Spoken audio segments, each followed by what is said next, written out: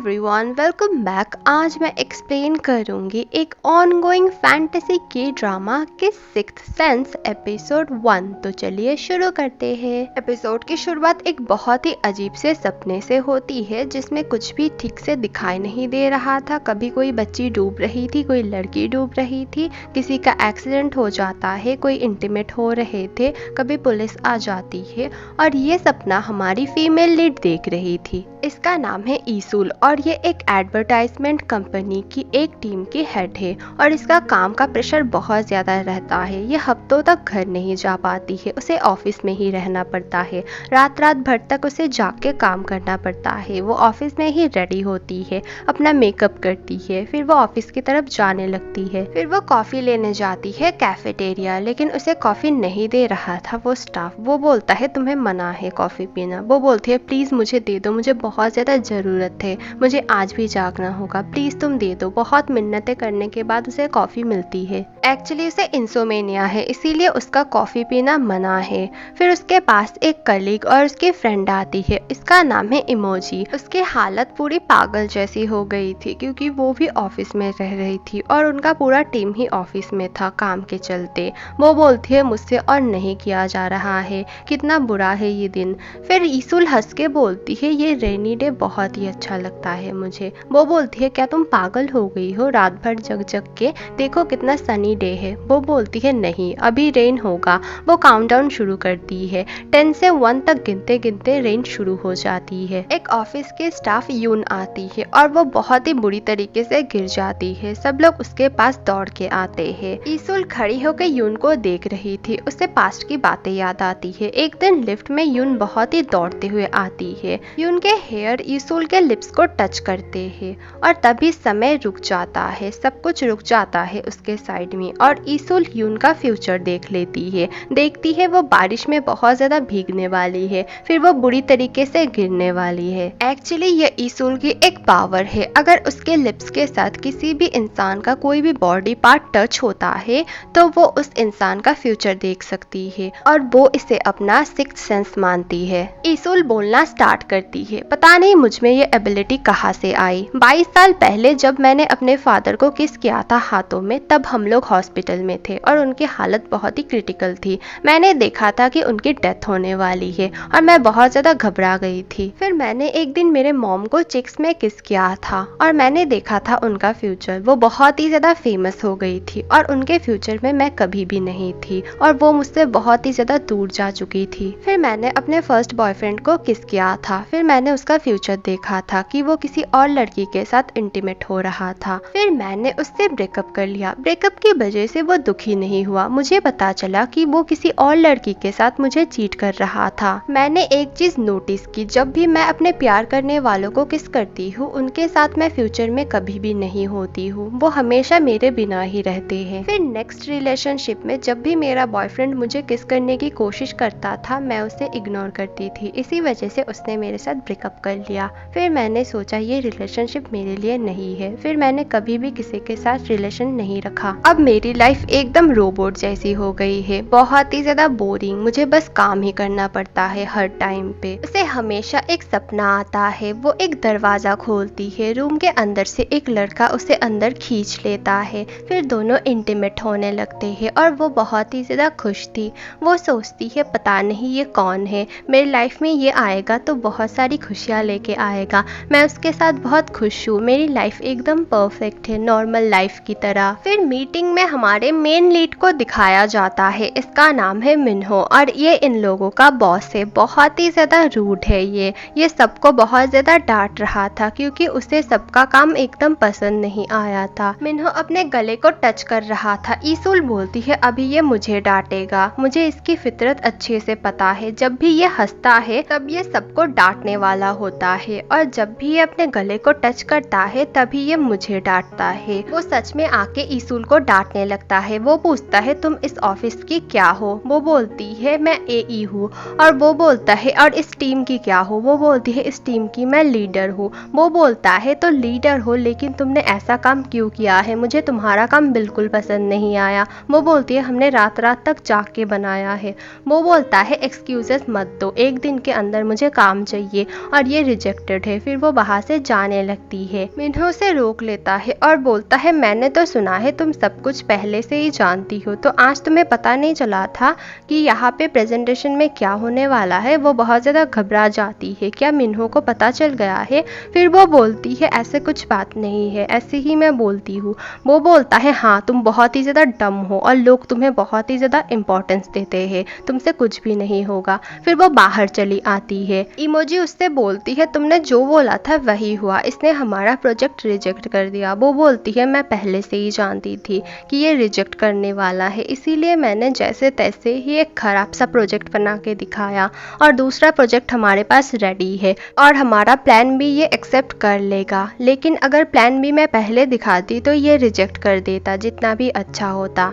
वो बहुत ज़्यादा बुरा है। फिर वो उसे गालियाँ देने लगती है। ईसुल अपने टीम को काम पे लगाती है और खुद भी काम कर रही थी। वहाँ से मिन्हो जा रहा था। वो दूर से उसे इशारा करता है कि मेरी नज़र तुम पे है, चुपचाप अपना काम करो। रोमा ईसुल के टीम का इंटर्न था और वो व्लॉग बना रहा था। वो ईसुल से पूछता है तुम इतने कम उम्र में इतना सक्सेसफुल कैसे बनी, तुम हमारी टीम लीडर कैसे बनी? वो बोलती है मुझे बस एक ही बात बोलना है, हमारा टाइम बहुत ही ज़्यादा महंगा है, तो तुम इसे खराब मत करो, तुम अपना काम करो चुपचाप। ईसुल और इमोजी चैटिंग कर रहे थे। ईसुल इमोजी को बोलती है मुझे मिन्हो बिल्कुल पसंद नहीं, वो बहुत ही ज़्यादा बुरा है, बहुत ज़्यादा। मुझे उसे देखने से ही ना बहुत ज़्यादा गुस्सा आता है, मेरा दिमाग खराब हो जाता है। इमोजी बोलती है 5 साल से तुम्हारा दिमाग खराब ही है उसकी वजह से। ईसुल सोचने लगती है 5 साल पुरानी बातें। वो बोलती है मैंने आज जो कुछ भी सीखा मिन्हो से ही सीखा है। वो बहुत ही ज़्यादा प्रोफेशनल है अपने काम में,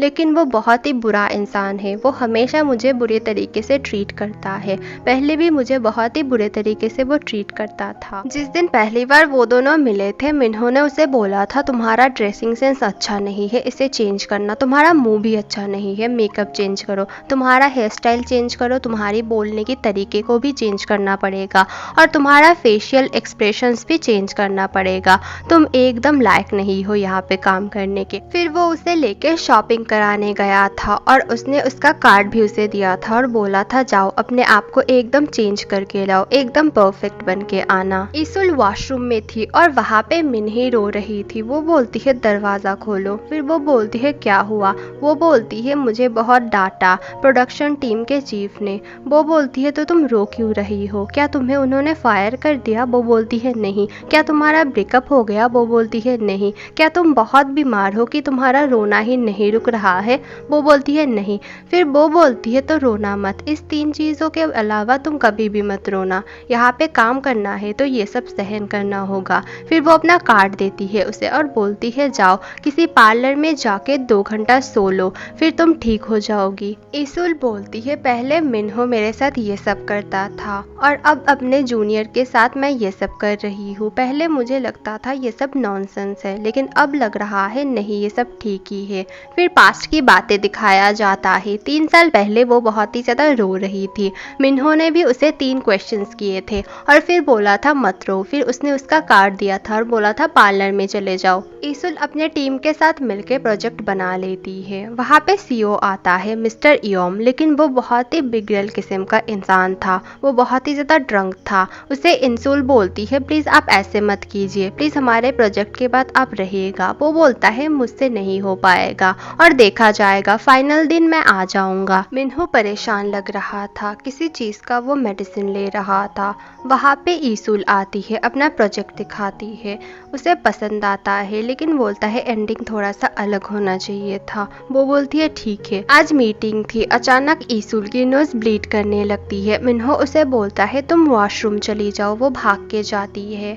फिर मिन्हो उसके ऑफिस में जाता है और उसका टेबल चेक करता है। देखता है वहाँ बहुत सारे एनर्जी ड्रिंक पड़े थे। मीटिंग स्टार्ट होती है। प्रोजेक्ट क्लाइंट्स को पसंद आता है, लेकिन वो ढेर सारे क्वेश्चंस करते हैं। लेकिन ईसुल बहुत ज़्यादा घबरा जाती है, लेकिन मिन्हो संभाल लेता है। ईसुल अपने स्टाफ को छुट्टी दे देती है, बोलती है तुम लोग अब घर जा सकते हो, जाके अपने पेरेंट्स के साथ या फिर अपने लवर्स के साथ रहो, अपने आप को टाइम दो। लेकिन मिन्हो आगे बोलता है नहीं, बहुत सारा काम है, तुम लोग घर नहीं जा सकते हो और ईसुल तुम मेरे साथ आओ। वो उसके साथ जाने लगती है। फिर वो पूछती है क्या आपको मेरा काम अच्छा नहीं लगा। वो बोलता है नहीं, तुम सारा टाइम बहुत ही ज़्यादा नर्वस थी, तुम तो किसी को आंसर भी नहीं दे पा रही थी, और तुम अपने तबीयत का ख्याल रखना, अपने आप को अगर ठीक नहीं रखोगी तो काम कैसे करोगी। वो बोलती है मैं ठीक हूँ। मिन्हो बोलता है हाँ वो तो दिख रहा है। वो उसे हॉस्पिटल लेके जाता है। वो बोलती है मैं बिल्कुल ठीक हूँ। वो उसे डांटता है, बोलता है चुपचाप जाओ और डॉक्टर दिखाओ।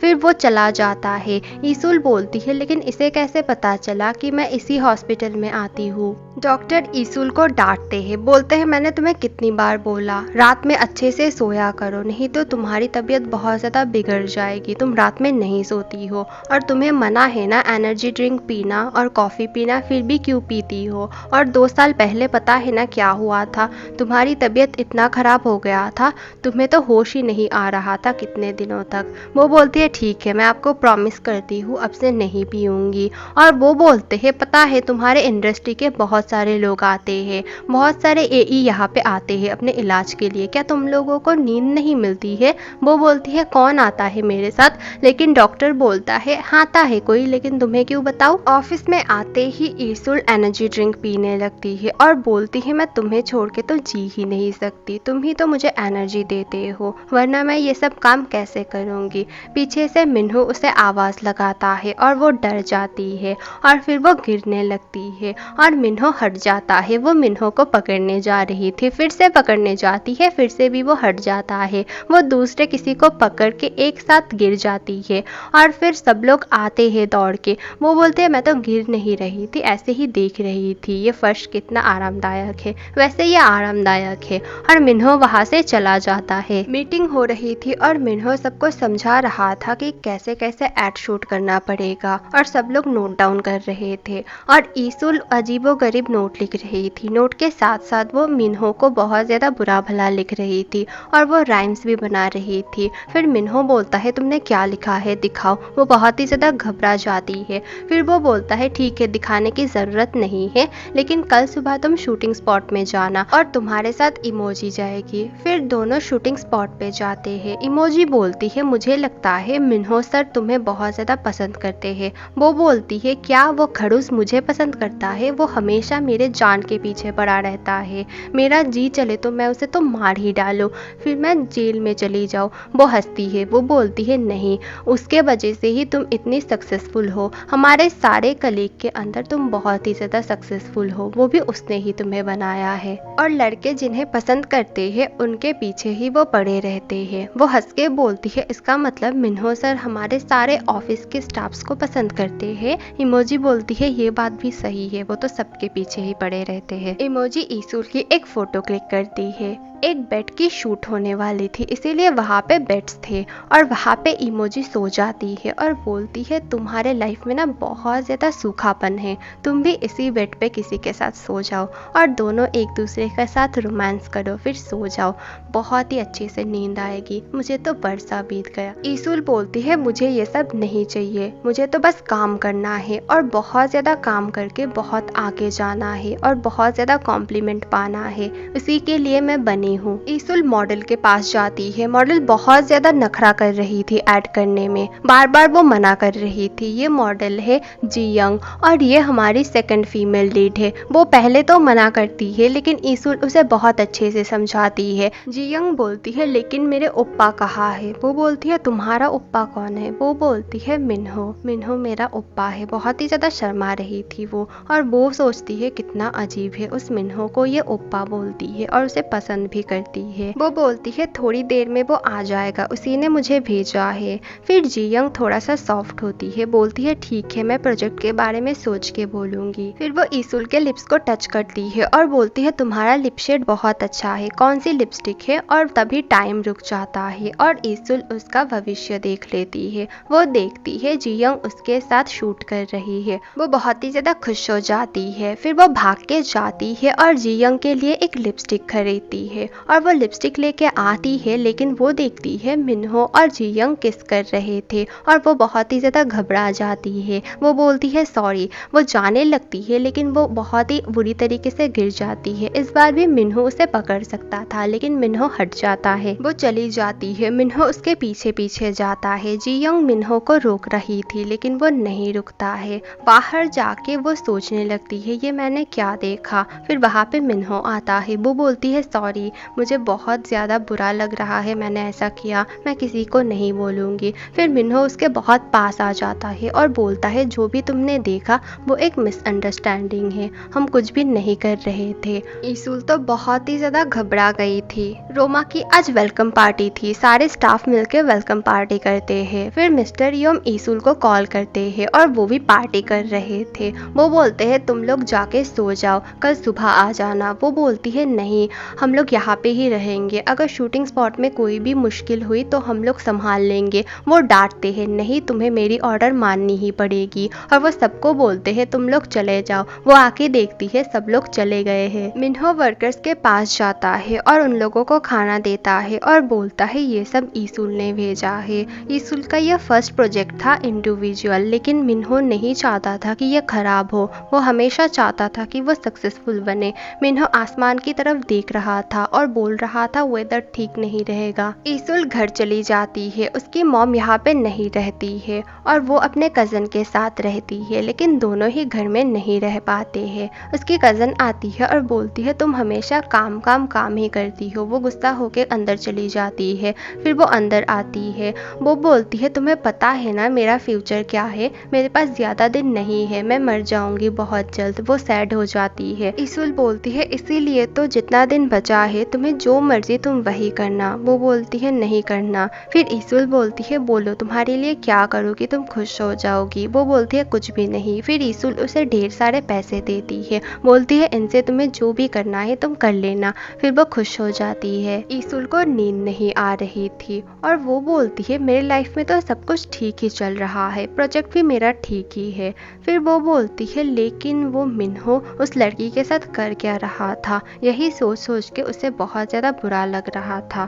फिर वो सो जाती है। फिर उसे मिन्हो कॉल करता है। वो बोलती है इस टाइम पे मिन्हो ने कॉल किया है, इसका मतलब बहुत कुछ हुआ है। बहुत ज़्यादा बारिश हो रही थी। वो जाते हुए सबको कॉल कर रही थी लेकिन कोई भी कॉल नहीं उठा रहा था। वो जाके देखती है मिन्हो सब कुछ अकेला ही अंदर रख रहा था। वो बोलती है मैं भी हेल्प करती हूँ। वो बोलता है पहले तुम सबको कॉल करो और बहुत ज़्यादा डांटने लगता है उसे। वो आके बोलती है बहुत सारे लोगों ने कॉल उठाया है, वो आ रहे हैं। फिर वो भी मदद करने लगती है। मिन्हो बहुत ज़्यादा डांटता है, बोलता है तुम्हारे ऊपर छोड़ना ही मेरी सबसे बड़ी गलती थी, तुम घर चली गई, तुम्हारी टीम को भी तुमने घर पे सुला दिया। वो बोलती है सॉरी, अब से नहीं होगा। ईसुल गलती से मिन्हो को लेके गिर जाती है बेड के ऊपर। फिर वही होता है जो ज्यादातर एशियन ड्रामास में होती है, एक्सीडेंटल किस।